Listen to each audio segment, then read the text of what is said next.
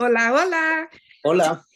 Today we have Taboo on Queen Bee Latina, and I am so excited to meet you. It's been so many years watching you in your career, and this Yeah. is so different than anything that you've done before. So I would like to know what inspired you to do this project? Yeah, so first of all, I'm a dad. I have four amazing kids. My oldest son, Josh, grew up watching Steve. Mhm. My son, Jalen, borderline Joe Donovan, and Josh Dela Cruz. And now my daughter is growing up on Josh Dela Cruz. Josh is a personal friend of mine. And what he represents to the Filipino community as a voice, as a hero without a cape, that is doing something to inspire kids and families. Like, I jumped at the opportunity.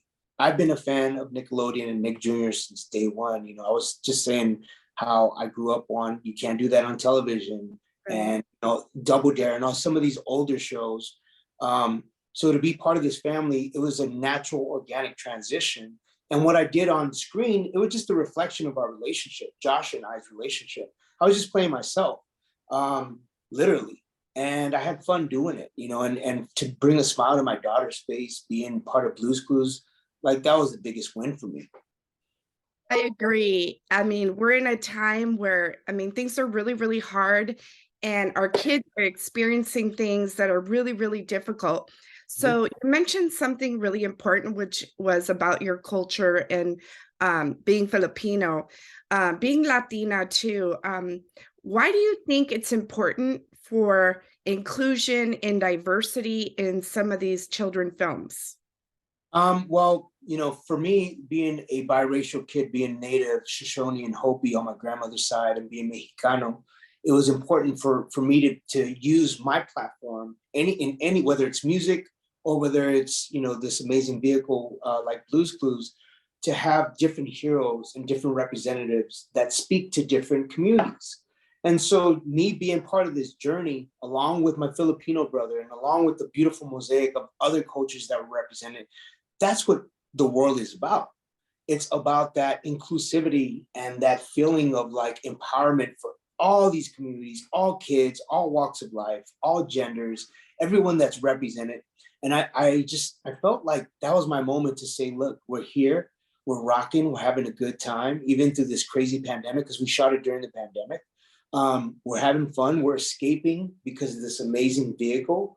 And at the end of the day, we have a story to tell, that resonates with all communities. So you're talking about a story, and what do you think the message is for kids in this film? I think, well, Josh and I's our part was about him finding his rhythm. The metaphor was, for me, it's like finding your voice, your inner voice, your sound, your frequency, um, finding your people, your tribe, your community, and really understanding that it's all, in here. It's your heart, it's your spirit, it's the respect you have for yourself.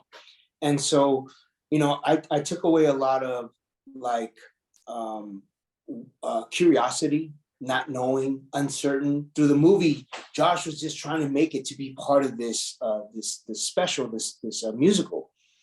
But at the end of the day, it was all in him, his confidence, his being able to go out there and sing and just have a good time. And that's kind of what we need more of. We need fearlessness. We need kids to feel empowered, kids to feel like nothing is too big. Obstacles, you can overcome obstacles. What better way to do it but do it in a way where kids are having a good time as well. There's messaging, but there's also that feel good, bringing everybody in, music, dancing, color, but the message is, inclusivity and bringing everyone together. Yeah, that is so true and absolutely so beautiful and well said because I can't tell you, like, I get teary-eyed every time I see I have, a disabled child, and seeing people that were different and in wheelchairs was Yeah. so, so beautiful.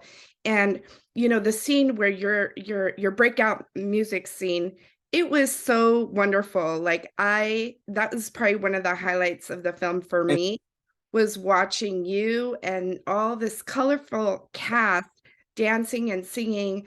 What were some of the obstacles that you faced during being part of the CGI film? What were some of the obstacles in filming that scene? well, it was during the pandemic, so just everything was a little bit uncertain. Even though we were on this amazing set, we were in New York. There was still a mask situation going on, protocol you had to follow. Like it was just uncertain. So we had to use this amazing vehicle that this movie provided to be able to escape. When action was on, the reality was, kind of went out the window. But then every time, you would go back to like, oh wait, we're in a pandemic right now. So that was the obstacle because I couldn't travel with my family. This is a moment that I wanted to bring my kids and my family, but I couldn't do it. So that was one obstacle. The other obstacle is I had a torn ACL, so I was in pain, and I actually had to move. Like I wanted to dance because I'm a dancer as well, but I couldn't give it my all 100%. And I kept favoring it, even though once action would happen, I would forget about it because the adrenaline was pumping. So I would say those are the two things: the pandemic and then having a torn ACL. But I fought through it and I had a good time doing it. Yeah, it showed. I mean, you can tell in your face, like it was all authentic, like it was really, really awesome. And your kids must be so incredibly proud of you to see you part of their childhood, right? Steve, Donovan, Josh, like Yeah. watching, I went through the same thing. I have older kids. And are we going to see you in more things like this? We can Yes, talk for about sure, 100%, 100%. yeah. It's funny. I was walking with my son Journey, and he's like, "Dad, you're like the Blues Clues guy now. You're not Black Eyed Peas anymore." He's like, "You're the Blues Clues guy, Dad." I'm like, "Oh, for real?"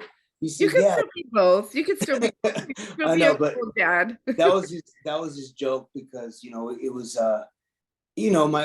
my sons are teenagers, so it's different for them. It's more like, oh, Blues Clues. My daughter's like, "Yay, Blues Clues." I'm like, guys, it's an opportunity to inspire kids. This is a great way for me to find my new journey, just like Kobe Bryant. Yeah. Kobe Bryant said, "I'm not just a basketball player. I also write books for kids. I'm gonna create a documentary that's inspirational, talking about me as a kid loving basketball. I'm gonna create animation." And so that's where my heart is now.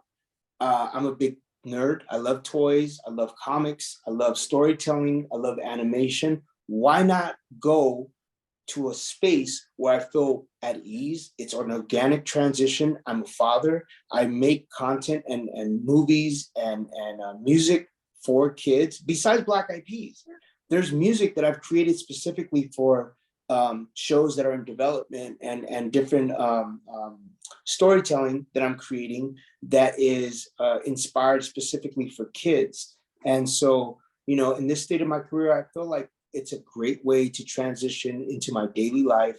Like if I can just think about it, I can share this content with my daughter.